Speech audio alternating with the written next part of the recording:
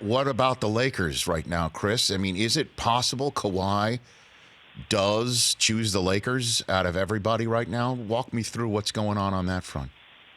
No, that it definitely is possible. I think he over the I reported yesterday that he didn't plan on taking any meetings on the first day of free agency, which is strange because usually the top free agents they get their meetings day one, particularly right when the clock starts. So he's taking his time. This is like load management version of the free agency period. I love that. That's great, man. It's expected to be ramped up. His process the next couple of days. He's expected to meet with the Lakers, Clippers, and the Raptors at some point.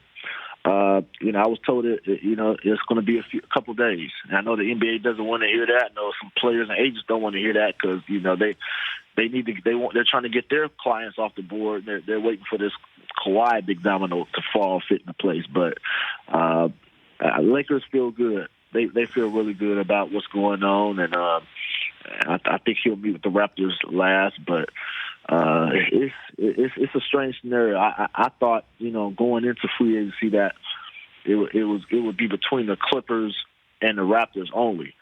But now it really looks like this is a real genuine 3-team race. So what will be, and I know this is nobody knows the answer to the question I'm about to give you, Chris. Best guess then on what is Kawhi's bullet points here? Like what is going to be his criteria for choice? Well, look, with Kawhi, this game of basketball is just that. It's a game to him. For him, it's about comfortability and trust. And, obviously the Clippers and Lakers, they can tug at his emotional string with, talking about home. He wanted to be home. He wanted to be traded to L.A. when he was in San Antonio. And so they have that going playing in their favor. And if you're the Lakers, AD and LeBron James is a very appealing tandem to team up with. And then with the Clippers, they can tell you about just the culture and the new direction they're headed, the great direction they're headed, playing for a great coach, one of the top coaches in the league, and Doc Rivers. And so there's a lot of appeal there. But I'm going to say this, what Toronto did last year, rolling the dice, because initially he did not want to go there. He does not like the code. Rolling the dice, building that trust with the medical staff, building trust with the front office. There were no leaks at all while he was with the Raptors, and that's something he had an issue with during his latter tenure with the San Antonio Spurs. Leaks getting out about how the Spurs were unhappy with how he was handling his rehab process. And so you can't dismiss what he's gone through in Toronto and leading them to the championship. So with all that being said, Rich, I don't know, man. I don't know where he's going, but I will say the trust and everything that was built with Toronto, that's something that he knows going in. And, it's just the unknown when it comes to the Lakers. They can, in the Clippers, they can sell you on anything, but they don't know. But he knows what he can expect from Toronto, and that's as appealing as anything.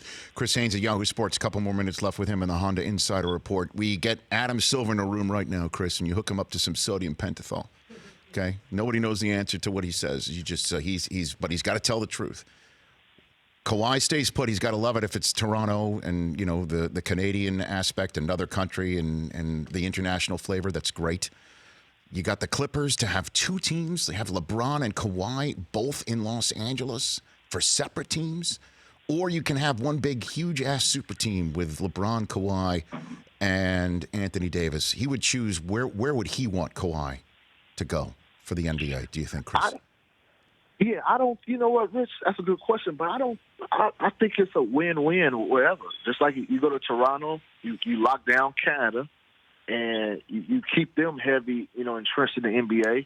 And then with the L.A. market, we've never seen a big-time free agent in his prime pick to go to the Clippers. Like, we've never seen a large free agent of that magnitude, free agency, select the Clippers. So that would be unheralded. But then again, the Lakers are the Lakers. And so whenever the Lakers and the Knicks, whenever those teams are relevant, it's great for the NBA. So I think it's a win-win situation. But if you had to choose one, I would think he would. I don't think Adam Silver would have an issue with Kawhi going to the Lakers. I think it'd be a great story. So many fans would be pissed, Chris. I mean, so pissed. Like the Warriors are broken up. The super team era seems to we're finally maybe breaking through all that. Even with Durant and Kyrie teaming up, Durant's not playing for a year. You know, I mean, that what so many fans were like, really going to Los Angeles, like really for the Lakers? I don't know. Hey, the Lakers are a moneymaker.